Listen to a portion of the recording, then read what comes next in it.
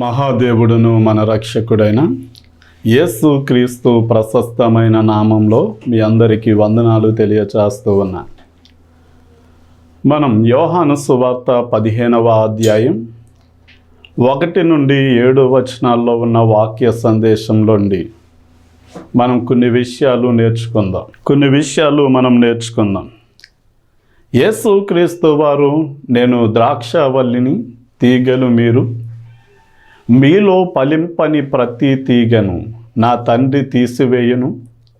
ఫలించే తీగ మరి ఎక్కువగా ఫలింపవలనని మీలోని పనికిరాని తీగలను తీసివేయును. ఇప్పుడు నేను చెప్పిన మాటను బట్టి మీరు పవిత్రులై ఉన్నారు.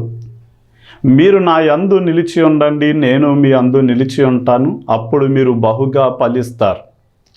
నాకు వేరుగా ఉండి మీరు ఏమీ చెయ్యలేరు అని, మీరు నా యందు నిలిచి ఉంటే మీకు ఏది ఇష్టమో అడుగుడి, అది నేను మీకు ఇస్తాను అని యేసయ్య మాట్లాడుతూ ఉన్నారు. మనం ఈ వాక్యంలో యేసు క్రీస్తు వారు, మనం యోహాను సువార్త 15వ అధ్యాయం 5వ వచనంలో ద్రాక్షవల్లిని నేను, తీగలు మీరు అని ఆయన మాట్లాడారు. అంటే యేసు క్రీస్తు వారు తనను తాను ద్రాక్షవల్లితో పోల్చుకుంటూ ఉన్నారు. యేసయ్య ప్రాముఖ్యంగా కొన్ని విషయాల్లో నేనే గొర్రెల పోవు ద్వారమును, నేనే జీవాహారమును, నేనే మార్గము సత్యము జీవము అని నేనే అని ప్రత్యేకంగా కొన్ని విషయాలు మాట్లాడారు. అందులో ఒకటి ఏంటి అంటే, నేను నిజమైన ద్రాక్షవల్లిని అనే మాట. మనల్ని తీగలతో ఆయన పోలుస్తూ ఉన్నారు. సరే, బైబిల్ గ్రంథంలో యేసు క్రీస్తు వారు స్వయంగా మనుషులను మొక్కలతో పోల్చారు. ఒక రోజున యేసయ్యను కొంచెం మంది మత గురువులైన వారు, నీ శిష్యులు పామరులు, వారు చేతులు కడుక్కోకుండా భోజనం చేసి వారు ఇదిగో పెద్దలు నియమించిన పారంపర్యాయములను అతిక్రమించి తప్పు చేస్తున్నారు అన్నప్పుడు యేసయ్య వారికి జవాబిచ్చే విషయంలో ఎలాంటి మొహమాట పడకుండా ఉన్నది ఉన్నట్లుగా ఆయన మాట్లాడారు. ఏమని అంటే, ఒక వ్యక్తి నోటిలోనికి వెళ్ళేది ఆ వ్యక్తిని అపవిత్రపరచదు, కానీ ఒక వ్యక్తి హృదయంలోండి ఏదైతే బయటికి వస్తుందో అదే మనిషిని అపవిత్రపరుస్తుంది అని ఆయన మాట్లాడినప్పుడు ఆ మాటలు విన్నటువంటి అధికారులు ఆయన మాట్లాడిన మాటలను బట్టి అభ్యంతరపడి ఆయన్ని వదిలి వెళ్ళిపోతూ ఉండగా ఆయన శిష్యులు చెప్తూ ఉన్నారు, ఇదిగో నీవు మాట్లాడిన మాటలను బట్టి వారు అభ్యంతరపడి వెళ్ళిపోతున్నారు అని నీకు తెలుసా అన్నారు. అప్పుడు యేసయ్య అంటాడు, నా తండ్రి నాటని ప్రతి మొక్క పెళ్ళగించబడును అన్నాడు.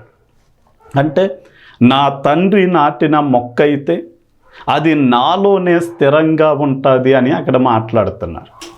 అంటే యేసయ్యే స్వయంగా మనుషులను మొక్కలతో పోల్చి మాట్లాడుతూ ఉన్నారు.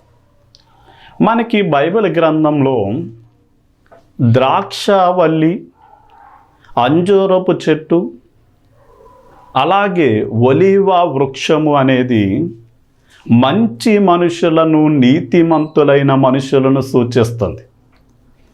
అదే సమయమందు ముళ్ళ చెట్టు, ముళ్ళ పొదలు అనేవి దుష్టులైనటువంటి మనుషులను సూచిస్తూ ఉన్నాయి. అంటే మనం ఎలా ఉండాలి అంటే, నీతిమంతులైనటువంటి మనుషులుగా, మంచి మనుషులుగా మనము బ్రతకాలి. ఉదాహరణకి ద్రాక్షవల్లి తన మధురమైనటువంటి ద్రాక్ష ఫలాలను, ద్రాక్ష రసాన్ని ఇచ్చి మనుషులను సంతోషపెడతాది. అలాగే ఒలీవ చెట్టు ఆ ఒలీవ తైలమిచ్చి ఆ తైలము ద్వారా కొన్ని అర్పణలలో దేవునికి అర్పించడానికి మనుష్యులను అభిషేకించడానికి, మనుష్యులలో గాయాలను కట్టడానికి ఆ యొక్క ఒలీవ చెట్టు తన తైలాన్ని మనుషులకు అందిస్తుంది. అలాగే అంజూరపు చెట్టు కూడా తన శ్రేష్టమైన ఫలాలు ఇచ్చి మనుషులకున్న ఆకలిని తీరుస్తుంది. అలాగే మనం యోసేపును గురించి ఆలోచన చేస్తే, యోసేపు ఫలించడి కొమ్మగా పిలువబడ్డాడు. అంటే యోసేపు ఫలించడి కొమ్మగా, ఒక మంచి వ్యక్తిగా, నీతిమంతుడుగా అతడు చేసిన ఒక మంచి పని, నాకు నచ్చిన విషయం ఏంటి అంటే, ఆయన సహోదరులు అంటే తనకు అన్నలైనటువంటి వారు యోసేపును దగ్గరికి వచ్చినప్పుడు అతని యొక్క వస్త్రాలను చింపివేసి అతన్ని పిడుగుద్దులు గ్రుద్ది అతన్ని నీళ్ళ లేని గోతులోనికి నెట్టి చంపేయాలి అని నెట్టేశారు. సరే, అలా కూడా చావలేదు అని అతన్ని బానిసగా అమ్మివేశారు.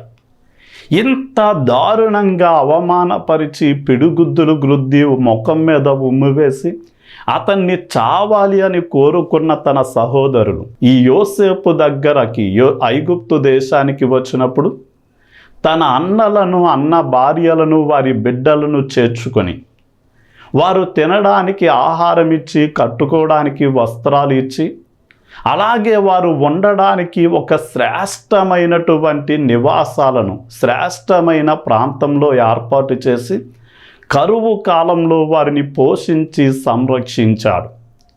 అలాగే యేసుక్రీస్తు వారు కూడా దావీదు యొక్క వేరు చిగురుగా పిలువబడ్డారు. ఆయన కూడా ఒక మంచి వ్యక్తిగా ఏం చేశారు అంటే, వ్యాధులతో వచ్చిన వారిని స్వస్థపరిచారు, దురాత్మలు పట్టిన వారిని విడిపించాడు. ఆయన యొద్దకు వచ్చిన వారందరికీ కూడా ఆయన ఏం చేశాడు అంటే మేలు చేశారు అన్న విషయం మనం గ్రహించాలి. అంటే ద్రాక్షావల్లిని నేను, తీగలు మీరు అంటే మనము కూడా ఒక మంచి వృక్షము వలె, మనము కూడా మంచి వ్యక్తులుగా, నీతిమంతులుగా భూమి మీద జీవిస్తూ ప్రజలకు మేలు చేసేవారిగా, వారికి అవసరాలను తీర్చేవారిగా మనము మంచి జీవితాన్ని కొనసాగించాలి. ఇప్పుడు యేసుక్రీస్తు వారు యోహాను సువార్త 15వ అధ్యాయం 2వ వచనంలో, నాలో ఫలింపని ప్రతి తీగను ఆయన తీసి పారవేయును, ఫలించు ప్రతి తీగె మరి ఎక్కువగా ఫలింపవలనని దానిలోని పనికిరాని తీగలను తీసివేయను అని ఆయన మాట్లాడుతున్నారు. అంటే ద్రాక్షావల్లిలో 2 విధాలైనటువంటి తీగలు ఉంటాయి. అది ఒకటి ఏంటి అంటే, ఒకటి ఫలించేటటువంటి తీగ, మరొకటి ఫలింపనటువంటి తీగ. దీనికి ఉన్న చెడ్డ లక్షణం ఏంటి అంటే, ఇది ఫలింపకపోగా ఫలించే తీగ మరి ఎక్కువగా ఫలించకుండా ఆ చెట్టుకున్న సారాన్ని లాగివేసి ఫలించే దానిని కూడా అధికంగా ఫలించకుండా అడ్డగిస్తుంది. అందుకనే వ్యవసాయము చేసేటటువంటి రైతు ఏం చేస్తాడు అంటే, ఫలించేటటువంటి తీగె విస్తారముగా ఫలించాలి అని దానికి సారం అందుకున్నట్లు పనికి రానటువంటి తీగను తీసి పారవేస్తారు. అంటే ఈ రోజున మనము ఫలించకుండా అడ్డగించేటటువంటి కొన్ని విషయాలు మనలో ఉంటాయి. ఉదాహరణకి యేసయ్య చెప్పిన విత్తువాని ఉపమానంలో ఒక వ్యక్తి పొలంలో విత్తనాలు చల్లుతూ ఉన్నాడు. కొన్ని త్రోవ ప్రక్కన పడ్డాయి, వెంటనే వచ్చి పక్షులు ఎత్తుకు వెళ్ళిపోయి. ఇతడు ఎవరు అంటే, వాక్యాన్ని విన్నారు కానీ విన్న వాక్యాన్ని గ్రహించని కారణము చేత అలాంటి వారిలో పడిన వాక్యం అనే విత్తనాలను దుష్టుడు ఏం చేశాడు అంటే ఎత్తుకుపోయాడు.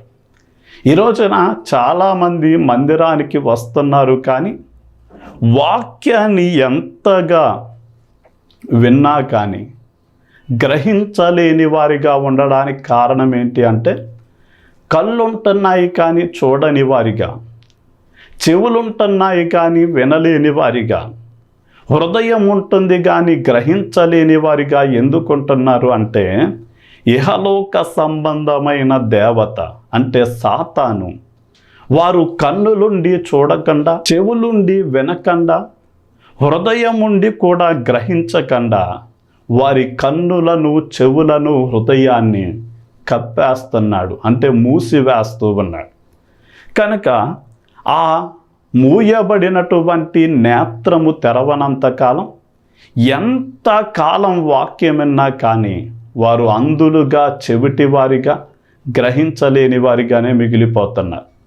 అంటే అలాంటి వారు ఫలించలేరు.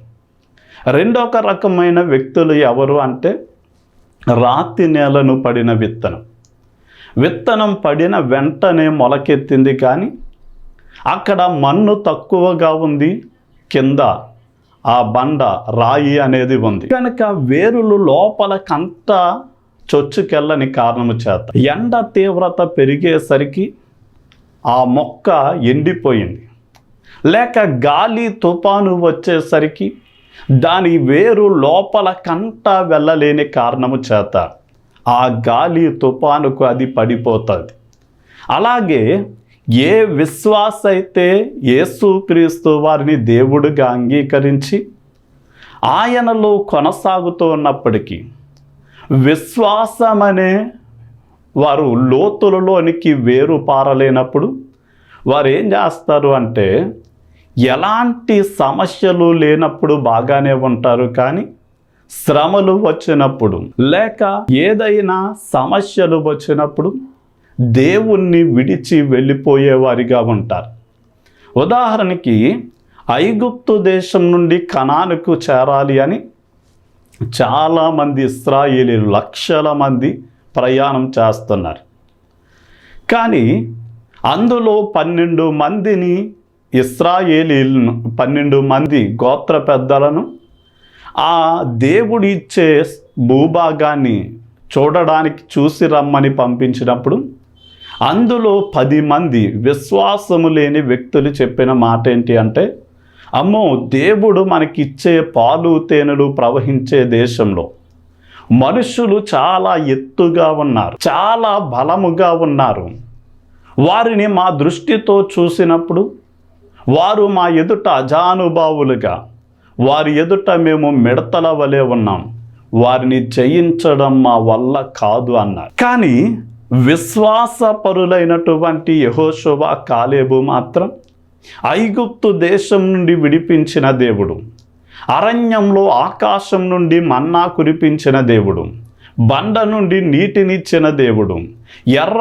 సముద్రాన్ని పాయలుగా చేసిన దేవుడు, అమాలేకీయులపై జయమిచ్చిన దేవుడు వారిని కూడా జయించడానికి మనకి సహాయము చేస్తారు అని విశ్వసించిన కారణం చేత ఆ విశ్వసించిన ఇద్దరే ఆ వాగ్దాన దేశంలోనికి అడుగుపెట్టారు. కానీ మిగిలిన లక్షల మంది ప్రజలు విశ్వాసము లేని కారణము చేత అరణ్యంలోనే వారు రాలిపోయారు. కనుక మనం ప్రతి విశ్వాసి కూడా యేసయ్యను నమ్మిన తర్వాత విశ్వాసంలో లోతుగా ఎదగాలి, స్థిరపడాలి. అలా అప్పుడు మాత్రమే ఎన్ని శ్రమలు, కష్టాలు వచ్చినా క్రీస్తు ప్రేమ నుండి మమ్మల్ని ఎడబాపు వారు ఎవరు, అది కరువైనా, ఖడ్గమైనా, అవి ఉన్నవైనా, రాబోనవైనా, అది వస్త్రహీనతైనా, ఏదైనా కానీ మనల్ని విడదీయలు. ఇక ఫలింపని వారిలో 3వ వారు ఎవరు అంటే, ముళ్ళ పొదల్లో పడిన విత్తనం. ఆ విత్తనం మొలకెత్తింది కానీ ముళ్ళ పొదలు వాటికంటే బలముగా ఎదిగి ఆ మొక్కలను అణిచివేసిన కారణము చేత అవి ఫలించలేదు. అంటే ఈ ముళ్ళ పొదలు ఏం చూపిస్తున్నాయి అంటే, ఒక మనిషిలో ఉండే ఐహిక విచారాలను, ధనమోసాన్ని చూపిస్తుంది, ధనమోహాన్ని. అంటే ఇలాంటి వ్యక్తుల్లో ఉండేది ఏంటి అంటే, దేవుడిచ్చిన ఆరోగ్యాన్ని బట్టి, ఆయుష్ను బట్టి, దేవుడిచ్చిన సమృద్ధిని బట్టి సంతోషించక ఎప్పుడు చూసినా నాకు కారు లేదు, లేకపోతే నాకు కాసుల బంగారం లేదు, నాకు అది లేదు ఇది లేదు అని ఆ ధనం సంపాదించడానికి, పేరు ప్రఖ్యాతులు సంపాదించడానికి, ఏదో ఒకటి సంపాదించుకోవడానికి ఏం చేస్తారంటే దేవుణ్ణి విడిచి పరుగులెడుతూ ఉంటారు. కనుక ఇలాంటి వారిలో వాక్యం ఏమవుదు అంటే ఫలించదు, వారు నిష్ఫలులుగా మారిపోతారు. అందుకనే మనం యేసయ్యలో బాగా ఫలించాలి అంటే మనం ఆధ్యాత్మికంగా ఎదగకుండా, ఫలించకుండా ఏదైతే మనల్ని అడ్డగిస్తుందో మనము ప్రతి వాటిని కూడా ఏం చేయాలి అంటే తొలగించుకోవాలి.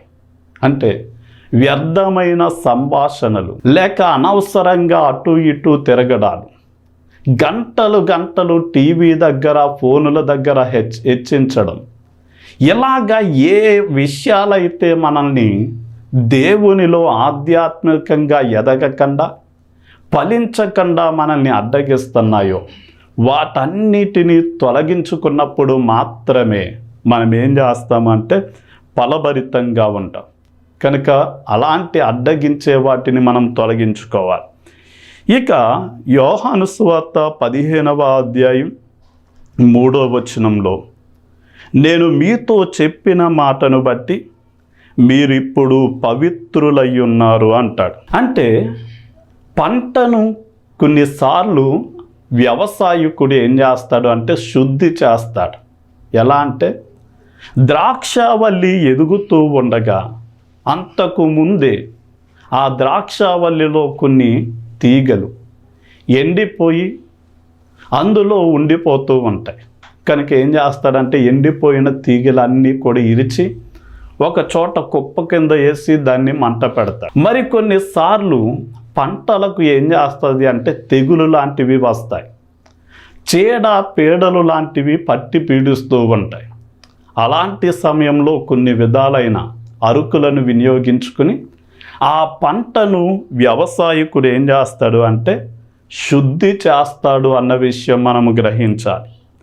అందుకనే యేసయ్య కూడా నేను ఇప్పుడు చెప్పిన మాటను బట్టి మీరు ఇప్పుడు పవిత్రులై ఉన్నారు అంటాడు. అంటే యేసయ్య పరిశుద్ధుడు గనక ఆయన్ని నమ్మిన బిడ్డలను కూడా వారు కూడా పరిశుద్ధులుగా ఉన్నప్పుడు మాత్రమే వారు యేసయ్యతో కలిసి జీవించడానికి, సహవాసము చేయడానికి కుదురుతుంది. ఉదాహరణకి యేసయ్య యోహాను సువార్తలో బహుశా 13వ అధ్యాయంలో ఆయన శిష్యుల పాదాలను కడుగుతూ పేతురు గారి దగ్గరికి వచ్చేసరికి పేతురు అంటాడు, ప్రభువా, మేము నీ కాళ్ళు కడగవలసిన వారమై ఉండగా నీవు మా కాళ్ళు కడుగుతావా, పాదాలు కడుగుతావా అన్నప్పుడు యేసయ్య అంటాడు, నేనే గనక మీ పాదాలు కడగకపోతే ఈ సేవలో మీకు పాలి భాగం ఉండదు అంటాడు. అంటే ఏ వ్యక్తి అయితే పాపముల నుండి కడగబడలేదు, అలాంటి పాపాత్ముడైన వ్యక్తికి పరిశుద్ధుడైన దేవునితో ఎలాంటి సంబంధ బాంధవ్యాలు ఉండవు. కనుక ప్రతి వ్యక్తి కూడా కడగబడాలి. ఈ మాట విన్న వెంటనే పేతురు అంటాడు, అయితే ప్రభువా, నా కాళ్ళు చేతులే కాదు, నా నడినెత్తు నుండి అరిపాదం వరకు నన్ను కడిగే అన్నాడు. అప్పుడు యేసయ్య అంటాడు, స్నానము చేసిన వాడు ఆల్రెడీ పరిశుద్ధుడు అంటాడు. అంటే స్నానము అంటే ఏంటి అని మనం ఆలోచన చేస్తే, మనం ఎప్పుడైతే యేసయ్యను గురించి విని మనలో ఉన్న పాపాన్ని గుర్తించి ఆ పాపముల నిమిత్తము మనము ఏడ్చి పశ్చాత్తాపంతో పాపాలను ఒప్పుకొని యేసయ్య దగ్గర వదిలిపెట్టి ఆయన క్షమాపణ పొంది నమ్మి బాప్తిసం తీసుకున్నప్పుడే గత కాలము చేసిన పాపాలన్నిటినీ కూడా ఒక స్నానము చేసిన వ్యక్తి పవిత్రుడైనట్లుగా వారి గతకాల పాపాలన్నీ కూడా యేసయ్య కడిగి వేస్తాడు. అందుకని ఎఫెసీ పత్రిక 5వ అధ్యాయం బహుశా 22వ వచనంలో, ముడతైన కలంకమైన అట్టిది మరి ఏది కూడా మీలో లేకుండా ఉన్నట్లు మిమ్మల్ని వాక్యమనే ఉదక స్నానము చేత పవిత్రపరచడానికి యేసయ్య తనను తాను అప్పగించుకున్నాడు అని రాయబడి. అంటే ఎవరైతే తమ పాపాలను ఒప్పుకొని వదిలిపెట్టి నమ్మి బాప్తిసం పొందారో వారు స్నానం ఆచరించినట్లుగా క్షమించబడ్డారు. కానీ స్నానం ఆచరించిన వ్యక్తి కొంత సమయం బయటికి వెళ్ళి భోజనానికి కూర్చున్నప్పుడు కాళ్ళు చేతులు కడుగుకోవాలి. ఎందుకంటే మనకి తెలియకుండానే ఏదో ఒక అపవిత్రత మనల్ని అంటుతూ ఉంటుంది. అలాగే ఒక వ్యక్తి నమ్మి బాప్తిసం పొందినప్పటికీ అనుదిన జీవితంలో చూపుల ద్వారాను మాటల ద్వారాను ఏదో ఒక విషయంలో మనకి అపవిత్రత అంటినప్పుడు అనుదిన జీవితంలో అంటిన అపవిత్రతను కూడా యేసయ్య ఏం చేస్తాడు అంటే కడిగి శుద్ధి చేస్తాడు. ఎలా శుద్ధి చేస్తాడు అంటే మనకి 119వ కీర్తన 9వ వచనంలో యవనస్తులు దేని చేత తమ నడతను శుద్ధి చేసుకుందురు, నీ వాక్యమును బట్టి దాన్ని జాగ్రత్తగా చూచుకొనుటను బట్టి అంటాడు. అంటే వాక్యమును చూసుకోవడం ద్వారా ఎలా శుద్ధి చేయగలం అంటే ఆ మాటకి మనకి జవాబు ఎక్కడ దొరుకుతుంది అంటే 1 పేతురు పత్రిక 1వ అధ్యాయం 22వ వచనంలో మనము సత్యానికి విధేయులు అవ్వడం ద్వారా లేక లోబడడం ద్వారా మనల్ని మనము శుద్ధి చేసుకోగలం. అంటే ఎప్పటికప్పుడు యేసయ్య సత్యాన్ని గ్రహించి ఆ సత్యానికి అనుకూలంగా మనల్ని మార్చుకుంటూ చెడుతనాన్ని వదిలిపెడుతూ మనల్ని మనము పరిశుద్ధులుగా అంటే ఆ వాక్యం అనే ఉదక స్నానము చేత మనము పవిత్రపరచబడుతూ ఆ పవిత్రతలో మనం ఏం చేయొచ్చు అంటే కొనసాగవచ్చు. అందుకనే మనం చాలా జాగ్రత్తగా ఆలోచన చేస్తే చాలామంది ధరించేటటువంటి బంగారపు వస్తువులు కొన్నప్పుడు చాలా కాంతివంతంగా ఆకర్షణీయంగా చాలా అందంగా ఉంటాయి. కానీ కొంతకాలం ధరించిన తర్వాత అది కాంతిని కోల్పోతుంది. అప్పుడు దానిని మనం కంసాల వాని దగ్గరకు తీసుకెళ్ళినప్పుడు అతడు దానిని అగ్నిలో కాల్చి నీళ్లతో కొన్ని ద్రవాలు వేసి కడిగిన తర్వాత అందులో ఉన్న మస్ట్ అంతా తొలగిపోయి ఏం జరుగుతుంది అంటే అది పరిశుద్ధపరచబడి మరలా కాంతిని పొందుకొని అనేక మందిని తన వైపు ఆకర్షించుకునే ఒక అందమైన వస్తువుగా అది తయారవుద్ది. అలాగే మన జీవితం మీద పాపం అనే మురుకు పేరుకుంటూ ఉండగా అనుదినము మనము కడుగుకుంటూ మనం ఏం చేయాలి అంటే మన పరిశుద్ధతను నిలబెట్టుకోవాలి. మన పరిశుద్ధతను కాపాడుకుంటూ ఆయన పరిశుద్ధుడై ఉన్నట్లుగా మనము పరిశుద్ధతలో కొనసాగాలి. సరే, మనం యోహాను సువార్త 15వ అధ్యాయం 5వ వచనం చూస్తే ద్రాక్షావల్లిని నేను తీగలు మీరు, ఎవడు నా యందు నిలిచియుండునో నేను ఎవని యందు నిలిచియుందునో వాడు బహుగా ఫలించును అంటాడు. అంటే యేసయ్య ద్రాక్షావల్లి తీగలు. ఈ తీగె లాంటి మనం బాగా ఫలించాలి అంటే పనికిరాని విషయాలు తొలగించుకోవాలి. మూడవదిగా మనము పరిశుద్ధతలోనే కొనసాగాలి. నాలుగవదిగా మనం ఏం చేయాలి అంటే ఆయనలో నిలిచి ఉన్నవారిగా ఉండాలి. అంటే ఆయనకు వేరుగా ఉంటే మనం ఏమీ చెయ్యలేమని వాక్యం సెలవిస్తుంది. అంటే ఒక చెట్టులోండి ఒక కొమ్మ తొలగిస్తే ఆ కొమ్మలోనికి రావలసిన జీవం ఆగిపోయి ఆ కొమ్మ ఎండిపోతుంది. చివరికి ద్రాక్షావల్లి లాంటి తీగలైతే అగ్నితో తగలబెట్టడానికే తప్ప ఒక పీటో టేబులో మంచమో కొంచెమో చేయించుకోవడానికి ఏమాత్రం ఉపయోగపడదు. అంటే యేసయ్యతో అంటుకట్టబడని జీవితాలు కూడా ఇక దేనికి పనికి రాక ఆ నిత్య నరకంలో కట్టెల వలె ఉండడానికి మాత్రమే పనిచేస్తాడు. కనుక మనం ఆయన యందు నిలిచి ఉండాలి. ఎలా అంటే యేసయ్య ప్రేమలో ఒక మొక్క వలె స్థిరముగా ఉండాలి. యేసయ్య యొక్క దేహంలో ఒక అవయవముగా నిలిచి ఉండాలి. ఒక మందిర నిర్మాణంలో ఒక రాయి వలె మనం నిలిచి ఉండాలి. ఆయన ద్రాక్షావల్లి గనక మనము తీగవలే యేసయ్యలో నిలిచి ఉన్నప్పుడు మాత్రమే యేసయ్యలోండి వచ్చే జీవం మనలోనికి ప్రవేశించి మనము మరింతగా ఫలభరితంగా మన జీవితం మార్చబడతాయి. అందుకనే మీరు చూడండి, దుష్టుల ఆలోచన చప్పున నడవక, పాపుల మార్గమున నిలవక, అపహాసకులు కూర్చుండు చోటున కూర్చుండక, యెహోవా ధర్మశాస్త్రమందు దివారాత్రములు ఆనందించేవాడు నీటి ఓట వారన నాటబడిన చెట్టు వలె ఆకు వాడక తన కాలమందు ఫలమిస్తారు అని రాయబడి. అలాగే 128వ కీర్తన 3వ వచనంలో, నీ లోగిట నీ భార్య ఫలించు ద్రాక్షవల్లి వలె ఉంటుంది అన్నాడు. అంటే ఎవరైతే యేసయ్యలో నిలిచి ఉంటారో, యేసయ్యలో ఉన్న గుణగణాలు, ప్రేమ, సంతోషము, సమాధానం అవన్నీ మనలోనికి వస్తాయి. ఇప్పుడు ఆయన గుణగణాలు మనలోనికి వచ్చాయి అంటే మనం మాట్లాడిన పని చేసిన మనలోండి యేసయ్య మాత్రమే కనపడతాడు. కనుక మనం ఆయనలో నిలిచి ఉండాలి.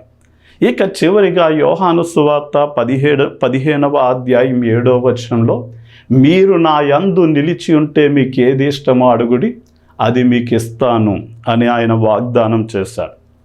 అంటే యేసయ్యలో మనము నిలిచి ఉంటే యేసయ్య మనస్సునే కలిగి ఉంటాం. యేసయ్య చిత్తమే మన చిత్తముగా మారుతుంది. యేసయ్య ఉద్దేశాలే మన ఉద్దేశాలు అవుతాయి. మనము యేసయ్య వలె ఆలోచిస్తాం. యేసయ్య కోరికే మన కోరిక అవుద్ది గనక దేవుని చిత్తమే మన ద్వారా జరగాలి అని, మన ద్వారా దేవునికి మహిమ కలగాలి అని, మన జీవితం దేవుణ్ణి సంతోష పెట్టాలి అని మనం ఏం చేసినా, తిన్నా తాగినా కూడా ఆయన మహిమపరచబడేలాగే మనం పని చేస్తాం. అందుకని అలాంటి వ్యక్తులు దేవుణ్ణి సంతోష పెడతారు గనక ఆయన చిత్త ప్రకారం మనం ఏది అడిగినా సంతోషంగా యేసయ్య మనకేం చేస్తాడంటే సమస్తము కూడా ఇస్తాడు. కనుక మీరు బహుగా ఫలించాలి అంటే వల్లిలో తీగలుగా నిలిచి ఉండాలి. మనల్ని అడ్డగించే ప్రతి వాటిని, ఆత్మీయంగా ఎదగకుండా అడ్డగించే వాటిని తొలగించుకోవాలి. పరిశుద్ధతలోనే కొనసాగాలి. ఆయనలోనే నిలిచి ఉండాలి. అప్పుడు మనం ఏది అడిగినా ఇస్తాడు. చిన్న ప్రార్థన. తండ్రి, నీకే వందనాలు, స్తుతులు చెల్లిస్తున్నా. ఎవరైతే ఈ మాటలు వింటున్నారో వారికి మీరు దయతో తోడయుండి ద్రాక్షవల్లి లాంటి నీలో వారు నిలిచి, నాయన నీ గుణగణాలు వారిలోనికి వచ్చి నీవు వారిలోనూ వారు నీలో నిలిచి ఉండి వారు నీ కోసం ఈ జీవితాన్ని జీవిస్తూ ఉండగా, నాయన వారు ఏది అడిగినా ఇస్తానన్నావు గనక వారి ఆత్మీయమైన ప్రతి అవసరాలు మీరు తీర్చండి. నీ జ్ఞానం ఇవ్వండి, నీ ప్రేమను వారిలో కుమ్మరించండి, నిన్ను తెలుసుకోవడానికి మరింత ప్రత్యక్షత కలిగిన ఆత్మను మీరు దయచేయండి. అదే సమయమందు బలహీనులుగా ఉన్నప్పుడు వారిని బలపరచండి. రోగగ్రస్తులుగా ఉన్నప్పుడు స్వస్థత ఇవ్వండి. మనశ్శాంతిని కోల్పోయినప్పుడు వారికి శాంతి, సమాధానాలు మెండుగా ఇచ్చి దీవించమని యేసు నామంలో అడిగి వేడుకుంటున్నాం తండ్రి. ఆమేన్. ఆమేన్.